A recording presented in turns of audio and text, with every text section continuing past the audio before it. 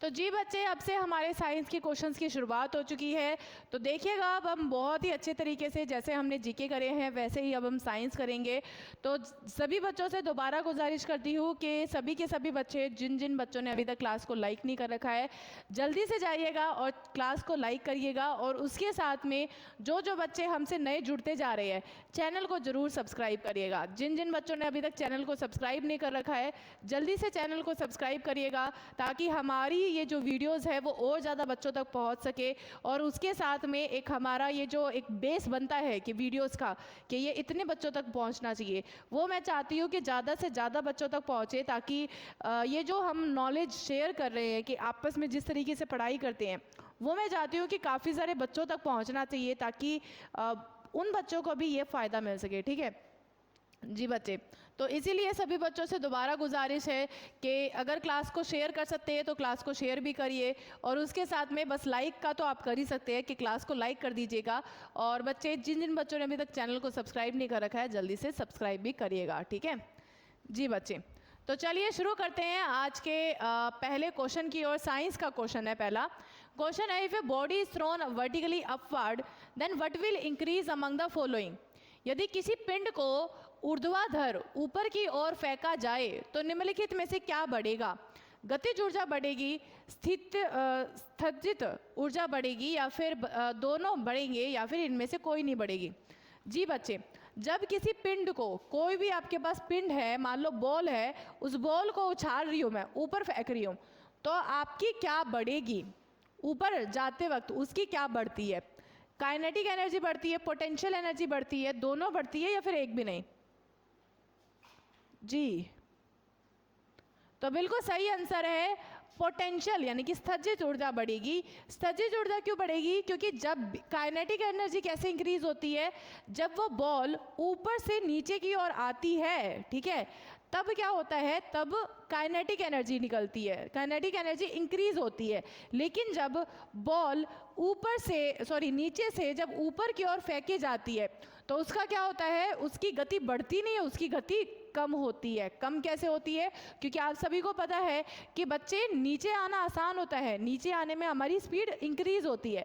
ऊपर जाते हैं, जब कहीं पे भी हम ऊपर जाते हैं, जैसे सीढ़ियाँ चढ़ते हैं या फिर कहीं पे भी होता है, तो ऊपर जाने में क्या होता है? स्पीड रिड्यूस होती है। स्पीड रिड्यूस क्यों होती है?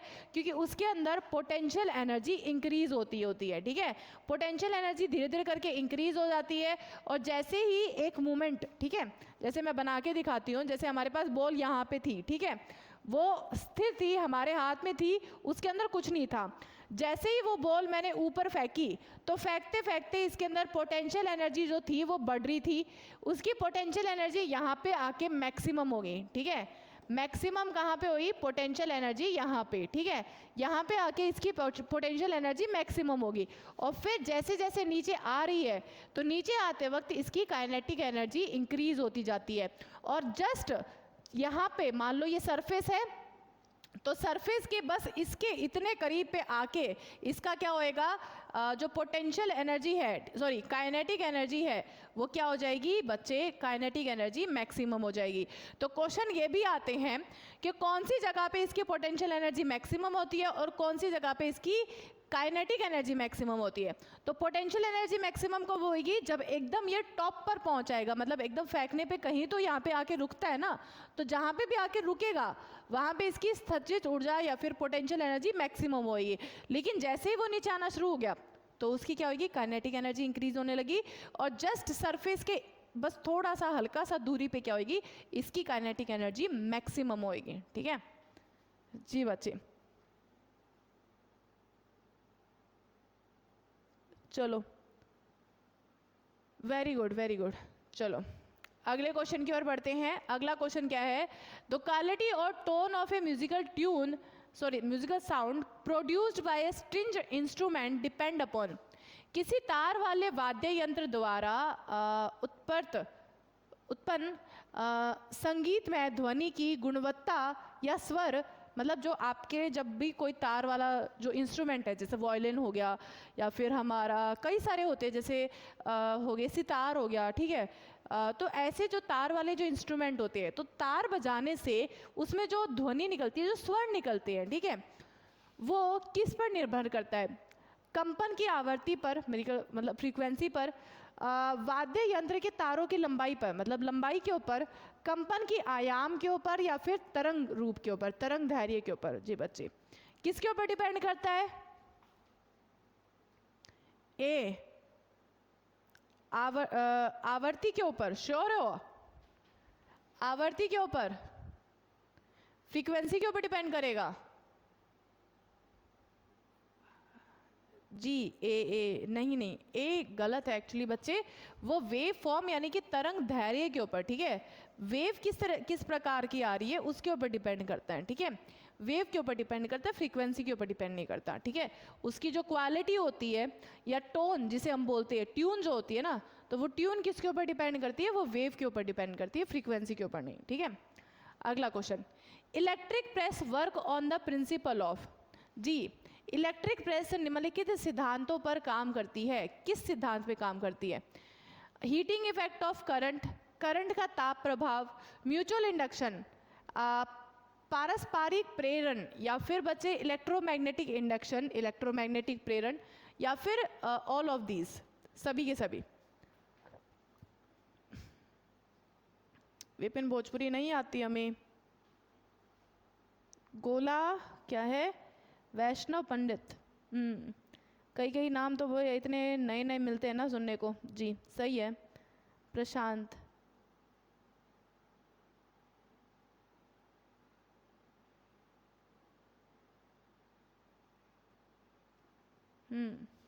चलिए, तो सही आंसर क्या है? Electric press work on the principle of, electric press किसके प्रिंसिपल पे वर्क करती है? वो हीटिंग, करंट के ताप प्रभाव के ऊपर। क्योंकि करंट का ताप प्रभाव क्या कहता है? वो कहता है कि किसी भी कंडक्टर में से अगर करंट जा रहा है, तो करंट बहने के कारण करंट अपने आप में नेचुरली क्या बढ़ाता है? ताप बढ़ाता है। तो वो अगर उसके अंदर रेजिस्टेंस बढ़ता जाएगा, ठीक है, रेजिस्टेंस उसके अंदर बढ़ता जाएगा तो क्या बढ़ेगा? ताप भी बढ़ेगा। तो heating effect of electric current के कारण इलेक्ट्रिक प्रेस बढ़ती है, क्योंकि उसमें क्या होता है?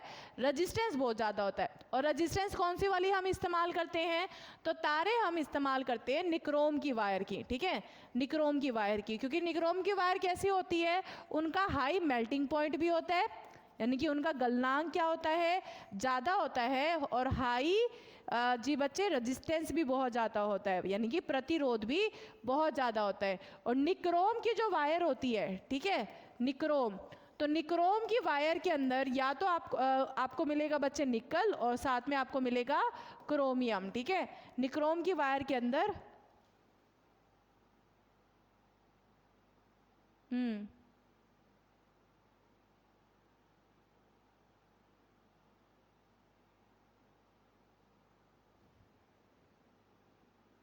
चलो सही आंसर।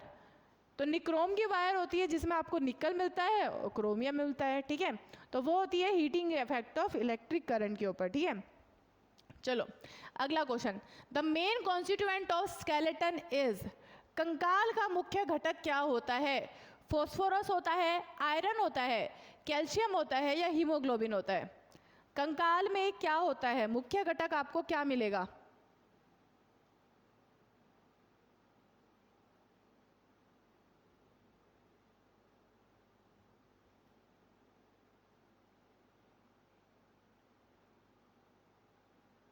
चलो, तो कंकाल का मुख्य घटक आपको क्या मिलता है? कंकाल का, तो कंकाल में आपको मुख्य घटक मिलता है बच्चे कैल्शियम का।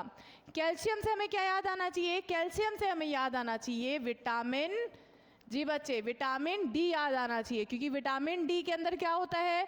विटामिन डी को बोला जाता है कैल्सीफेरोल विटामिन। और ये बच्चे हमें इसकी कमी से कारण क्या हो सकता है? रिकेट्स हो सकते हैं, ठीक है, रिकेट्स हो सकती हैं। हीमोग्लोबिन क्या होती है? हीमोग्लोबिन एक ऐसी चीज होती है जो कि हमारे किसके अंदर पाई जाती है? आरबीसी यानी कि रेड ब्लड सेल के अंदर पाई जाती है। और हीमोग्लोबिन के अंदर कौन सा मुख्य तत्व होता है? वो बच्चे होता है आयरन। और अगर हमारे शरीर के अंदर आयरन की कमी हो जाए तो हमें कौन सी बीमारी हो सकती है? शरीर के अंदर आयरन की कमी हो जाए तो वो हमें बीमारी हो सकती है अनीमिया, ठीक है? कौन सी बीमारी हो सकती है? अनीमिया। और आप सब लोगों ने एक नाम और भी सुना होगा, वो नाम कौन सा है? अभी अभी सुनने को मिला है, क्वाजीकोर। ठीक है, क्वाजीकोर। तो क्वाजीकोर नाम की एक बीमारी है, अगर किससे कैसे लग सकती है? क्वाजीकोर नाम की बीमारी हमें लग सकती है किसके कारण? अगर हमारे शरीर के अंदर किसकी कमी है? प्रोटीन की कमी है। ठीक है, अगर हमारे शरीर के अंदर प्रोटीन की कमी है तो हमारे शरीर के अंदर क्वाजीकोर नाम की बीमारी आ सकती है। ठीक है जी बच्चे। अगला question, the total internal reflection occur in the condition when. पूर्ण आंतरिक परावर्तन उस स्थिति में होता है। अच्छा, टोटल इंटरनल रिफ्लेक्शन होता क्या है? टोटल इंटरनल रिफ्लेक्शन होता है जैसे बच्चे आपका होता है, जैसे किसके अंदर आपने नोटिस किया होगा, किसके आप जैसे पानी की बूंद के अंदर। ठीक है, रेनबो के अंदर क्या होता है? रेनबो के अंदर, ठीक है, रेनबो, तो रेनबो के अंदर क्या होता है? रेनबो के अंदर होता है total internal reflection. Total internal reflection यानी कि जैसे ये बूंद है, तो बूंद के अंदर क्या आएगा? पहले एक बार रे आएगी, वो बच्चे रिफ्लेक्शन होएगा, रिफ्लेक्शन होएगा, यानी कि वो पानी की बूंद के अंदर जाएगी, फिर बाद में उसके अंदर रिफ्लेक्ट होएगा और फिर वो बाहर जाएगी। सो इस प्रकार से जब एक बार रिफ्रैक्शन होने के बाद में जब रिफ्लेक्शन होए, यानी कि एक ही जगह के अंदर आपका रिफ्लेक्शन भी होए और रिफ्रैक्शन भी होए, तो उसका क्या कहा जाता है? Total internal reflection. ठीक है, जो कि आपको कहाँ जाता है, कहाँ दिखता है? रेनबो के अंदर दिखता है। मिराज के अंदर भी क्या दिखता है? मिराज। ठीक है, मिराज बोला जाता है। मिराज आप लोगों ने सुना होगा कि रेगिस्तान के अंदर हमें क्या दिखता है कि कई बार ना ऐसा लोगों को दिखता है कि जो रेगिस्तान में बहुत लंबे समय तक ऐसे चले जा रहे हैं, उनको यूँ फील होता है कि थोड़े से नज़दीक में क्या है? पानी है, बट एक्चुअल में क्या होता है? वो बस वहम होता है उनका। वहम भी नहीं होता है, वो बेसिकली रेस की वजह से होना उनको टोटल इंटरनल रिफ्लेक्शन होता है। तो जिसके कारण कोई दूर का जो पानी है, बहुत ही दूरी में जो पानी है, ठीक है, तालाब या कुछ भी है, वो उनको यहाँ पे दिखता है। ठीक है, उसके साथ में ऑप्टिकल वायर्स के अंदर, ठीक है, ऑप्टिकल वायर्स के अंदर, ऑप्टिकल वायर्स कैसी होती है? जिसके अंदर एक तरह की वायर होती है और उसके अंदर जो मैसेज भेजा जाता है, जो तरंग होती है, वो कैसे भेजी जाती है? वो इस तरीके से, इस प्रकार के अंदर भेजी जाती है। तो उसके अंदर भी क्या होता है? टोटल इंटरनल रिफ्लेक्शन होता है। ठीक है, और बच्चे सही आंसर क्या है? टोटल इंटरनल रिफ्लेक्शन कैसे होएगा? टोटल इंटरनल रिफ्लेक्शन होएगा, सबसे पहला पॉइंट क्या है? जब इंसिडेंट एंगल, ठीक है, एंगल ऑफ इंसिडेंट वो किसके होएगा?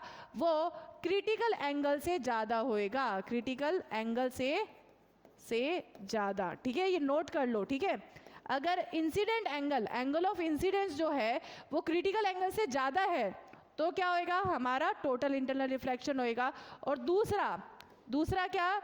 जब बच्चे जो रे आ रही है, ठीक है, जो रे आ रही है वो रेयरर से डेंसर मीडियम से जा रही है। ठीक है, रेयरर से डेंसर मीडियम में जाती है तो हमारा क्या होता है? टोटल इंटरनल रिफ्लेक्शन होता है। तो यहाँ पे क्या कह रहा है कि प्रकाश किरणें किससे जा रही है? डेंसर से रेयरर, यानी कि संघनन माध्यम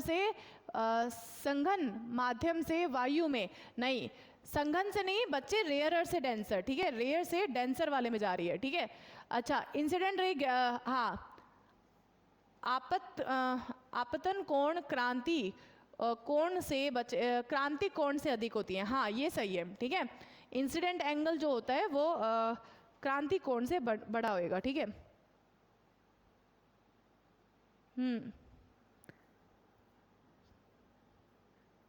क्या नहीं कर पा रही हो नीलम, क्या बोल रही हो आप?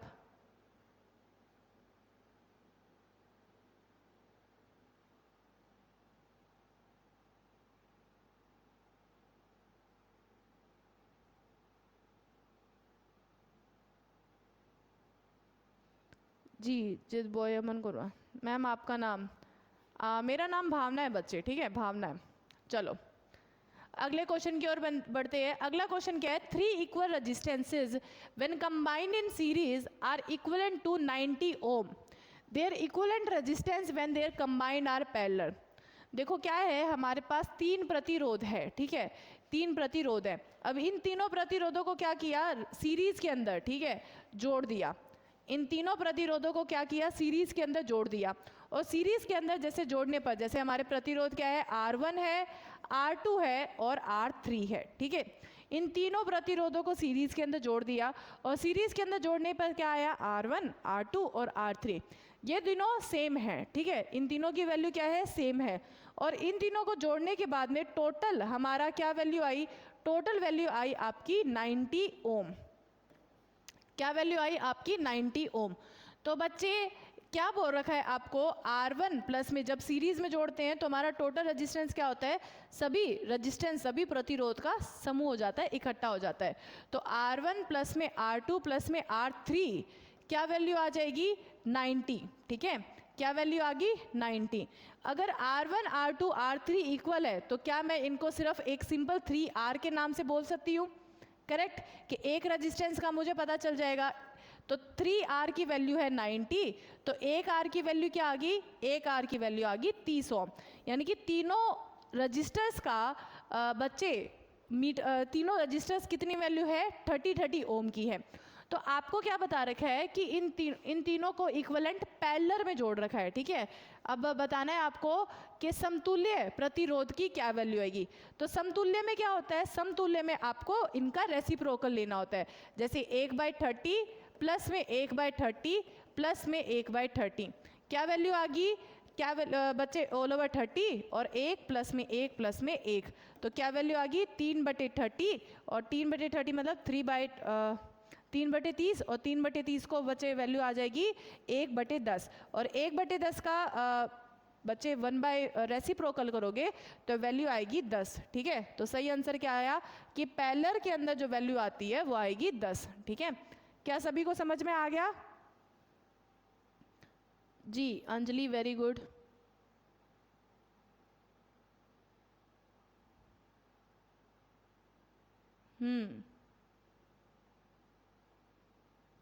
चलो अब अगले क्वेश्चन की ओर बढ़े, वेरी गुड। अगला क्वेश्चन है, when electric current passes through conductor the lines of magnetic force will be. जब विद्युत धारा किसी चालक से होकर गुजरती है तो चुंबकीय बल की रेखाएं होगी। चुंबकीय बल की रेखाएं कैसी होगी, चालक के समांतर होगी, वृत्त के रूप में लंबवत होगी, दिशाओं दोनों दिशाओं में होगी या फिर कोई भी नहीं होगी। जी बच्चे कैसे होएगी, जब एक कंडक्टर में से, एक चालक में से अगर आपका करंट धारा बह रही है तो उसके आसपास अगर आपकी मैग्नेटिक फील्ड बढ़ती है तो मैग्नेटिक फील्ड किस तरीके से बनेगी, किसी को आंसर पता है?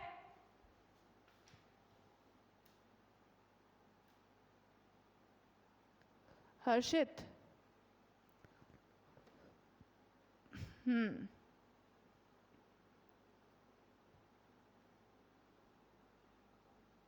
जी जल्दी से बताइए और फिर जल्दी से हम साइंस करके बाद में मैथ की शुरुआत करेंगे। जी अब 2-3 ही बचे हैं, 2-3 ही बचे हैं, फिर साइंस करने के बाद में मैथ करेंगे, ठीक है। तो सही आंसर क्या है, जब एक मैग्नेटिक फील्ड में से, एक धारा में से, एक चालक में से जब करंट बहता है तो उसके अराउंड सर्कल की तरह क्या बनती है, मैग्नेटिक फील्ड बनती है, ठीक है, सर्कुलर फॉर्म में। तो vertical in the form of circle, ठीक है, vertical in the form of circle. अगला question, where do electric charges reside in a charged conductor. आवेशित चालक में विद्युत आवेश कहाँ रहता है, केंद्र में या फिर पूरे शरीर पे या फिर शरीर की प्रकृति पर निर्भर करता है या फिर बच्चे शरीर के बाहरी सतह पर। यानी कि मान लो आपका कोई शरीर है, ठीक है, किसी भी चीज़ का शरीर है, जैसे कि कोई भी चीज़ होगी, जैसे बॉल होगी, उसको चार्ज कर दिया, ठीक है, उसके ऊपर चार्ज है, तो ये बताइए कि उसके अंदर चार्ज बेसिकली रहेगा कहाँ पे, ठीक है, क्वेश्चन है आपका चार्ज रहेगा कहाँ पे।